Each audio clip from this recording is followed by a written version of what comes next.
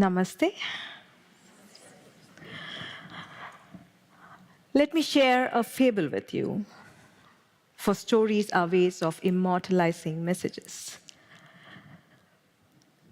Two monks, Yesmi and Nomi, are returning back to the monastery after a day of teaching in the nearby village. They were just about to cross the river when they hear a woman crying. Yesmi walks up to her and asks her what was troubling her. She needed to get back to her toddler, who was living in the village across the river. Since the river had risen that day, she was feeling miserable that she will not be able to go back to her toddler, and her child would cry for her all night. On hearing her, Yesmi volunteers to help her. He carries her across the river and drops her on the other side. And they continue with their walk. About half an hour into the walk, Nomi, in a very agitated tone, speaks up. He says, "Yesmi, do you know what you have done?" Yesmi calmly looks at him. "Our master said, never look at a woman. You spoke to her. Our master said, never speak to a woman. You touched her. Our master said, never touch a woman. You carried her."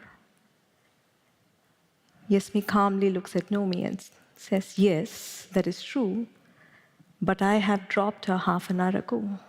It is you who still carrying her." Let me take you away from the story for a bit, for a tiny experience of meditation. Please close your eyes.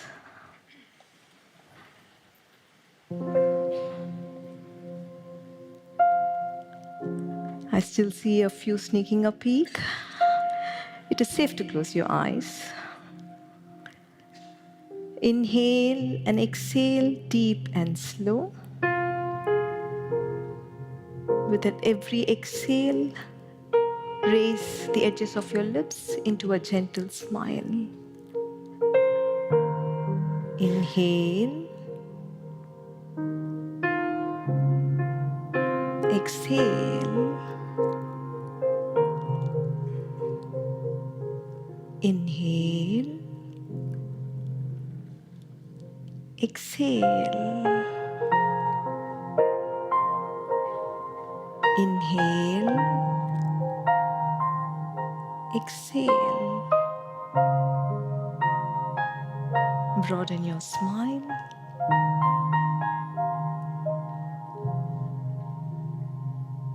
Open your eyes.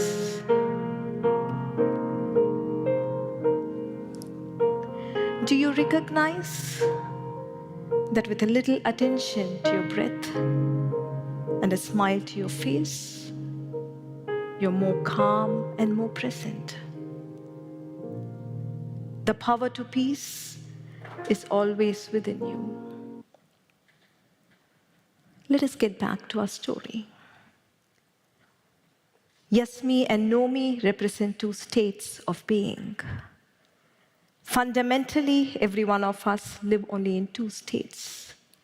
One is a stressful state. The other is a no-stress state. We call this no-stress state a beautiful state, for that is how life feels when you live free of stress. Generally, stress refers to tension, but anger, fear, hurt, loneliness, frustration are all stressful states, aren't they? Beautiful state is a state of connection, joy, love, compassion, vitality, and passion. If you're not in a beautiful state, your default state is stress. If you look at the entirety of human life, behind war or peace, cooperation or corrosive politics, love or separation, persistence or failure, finally, happy children or a generation that is troubled. Behind all this is the driving force of these two states, Behind every choice and every action is the driving force of only one of these two states. So the most important choice is from which state do we want to live our life? From which state do we want to relate to the people in our life? From which state do we want to achieve and fulfill every vision of our life? Sadly, our education, entire system of a society, our parents, our religion do not bring sufficient attention to our inner state. In fact, the very structure of education at school makes us compete, makes us feel jealous of another's progress, makes us feel ashamed of being less. It is a total compromise on the essence of being human. Let us get back to our story again. Yes me represents the beautiful state, and no me represents the stressful state. No me has created a problem in his mind and is paralyzed with it. Yes me solves a problem of a fellow human being and continues with his peaceful walk. No me is agitated before the event, during the event, and after the event. And his thinking becomes incredibly stupid and complicated because of his inner agitation. Yes me, while in action, is fully present, and once the action is complete, his departure from the situation too is total. In a beautiful state, there is no compulsive rumination of the past or anxiety over the future. It is a state where you experience inner simplicity and the brilliance of an uncluttered mind. It is a state where you are connected to the present. No me is lost. In a stressful state, you're lost. You're disconnected from the others. You might be amidst people, but yet feel lonely. Yes me is different. He's connected to the lady's plight. He helps her. He understands no me's distress and tries to help him out with a wise remark. In a beautiful state, you're powerful enough to help yourself and help others around you. You're outright intelligent, and your actions are decisive and powerful. Let us observe Nomi a little longer. Anger and confusion have mounted over his ideals of duty and virtue. In my observation, when a stressful state mounts over your ideals, however lofty they are, whether they are of patriotism, unconditional love, duty, or honesty, we become insensitive and indifferent. We hurt the very cause we served, and we hurt the very people we love. Yes, me helped, not because he would be barred entry into heaven, definitely not. Nor did he help, not because he would feel guilty if he hadn't helped. He helped because he was able to feel the lady's pain. He was able to feel her suffering.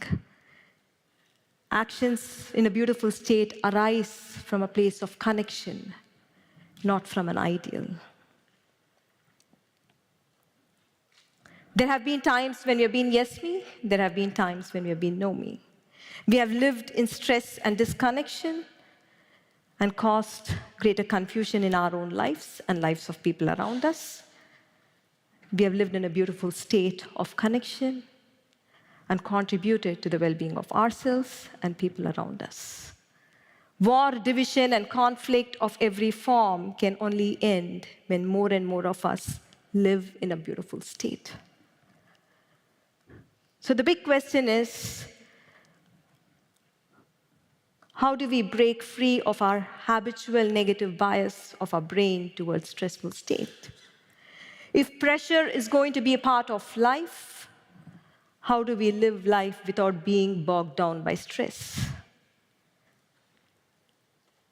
How do we address numerous challenges of our life living in a beautiful state? There are 3 well-trodden paths people usually take.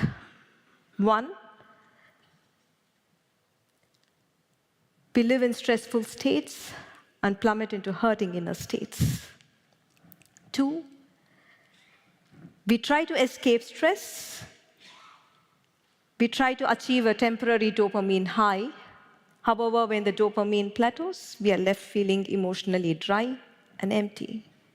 3, we try replacing inconvenient beliefs, stories, and ideas into more convenient ones. The problem, however, is none of these 3 paths have the power to get you off the gravitational pull of suffering or long-term stress. And we succumb back into the vortex of habitual stressful emotions. We need a greater inner power to get us to a beautiful state. And that is the way of inner truth. About 8 years ago, we as a family met with an accident while at Big Bear Lake in California. We emerged safe from the accident. But while in the waters, Krishnaji, my husband, co-founder of One World Academy, realized the root cause of all human suffering. He saw what kept suffering alive for days, months, and years after a stressful event was over in anyone's life. Past and present circumstances, other people and their behavior can trigger stress in us, but they do not keep us chained in our unhappiness. While in the waters, he saw the true reason for humanity's suffering. He saw all emotional suffering arising from obsessive, self-centric thinking. It is a total preoccupation with oneself. It is a total, incessant preoccupation with oneself. And it is this preoccupation that separates you from the other. It is this preoccupation that is responsible for war, conflict, and division of every kind that we see in the world today. This truth can be inconvenient for us. But if we can observe our emotional suffering in the light of this insight, then this truth can liberate us. This truth can set us free. In suffering, in unhappiness, in stressful states, you're preoccupied with yourself. We are preoccupied with injustice done to us. We are preoccupied with pleasure that was denied us. We are preoccupied with opportunities that did not come our way. We are preoccupied with love that was withheld from us. It is a total preoccupation with oneself. And in this state, we are not concerned with finding solutions to the problem at hand. For the entire thinking is only me, me, me, me, and me. That is all we think in unhappiness. Let us observe Nomi in the light of this insight. Throughout the story, he's preoccupied. He's preoccupied with his rightness. He's preoccupied with his guilt at having allowed a wrong to happen. He's not concerned about the situation, nor is he concerned about the lady and her son, nor his friend. He's constantly justifying within himself that he was right in ignoring the suffering woman, and that he was great in following the rules. Realizing that all lingering in suffering is a total preoccupation with oneself, it is an obsessive, self-centric thinking, is the most powerful antidote for any form of suffering that could have gripped you.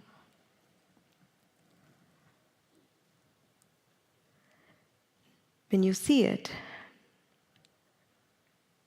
not only you walk out of stressful states, but there is a great release of energy. And you awaken to a sense of power, connection, freedom, and purpose. We know the way now. Let's do it. It works. let us do a small 3-question meditation. Please close your eyes. Please remember, meditation is not about a religion. It is about being human. It is about returning to a beautiful state. Bring attention to your breath. Inhale and exhale, deep and slow. Observe yourself. Are you in a stressful state, or are you in a beautiful state?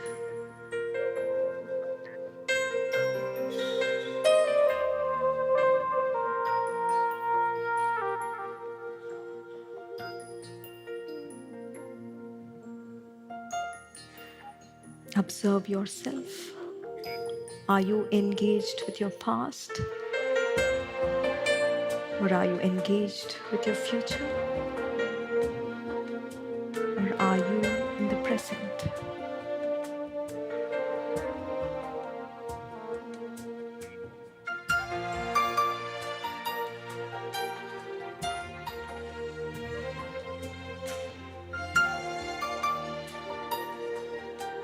Observe yourself. Are you preoccupied with yourself? Or are you in a state of connection?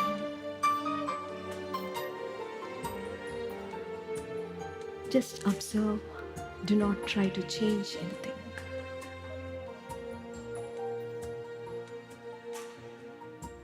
Imagine a flame glowing in the middle of your forehead.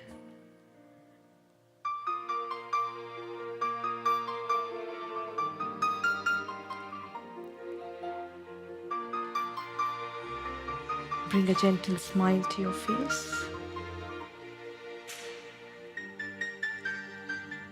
Open your eyes. Look into the eyes of the person sitting next to you. Wish from the bottom of your heart that the other person lives in a beautiful state. And if you're comfortable, you may hug the other.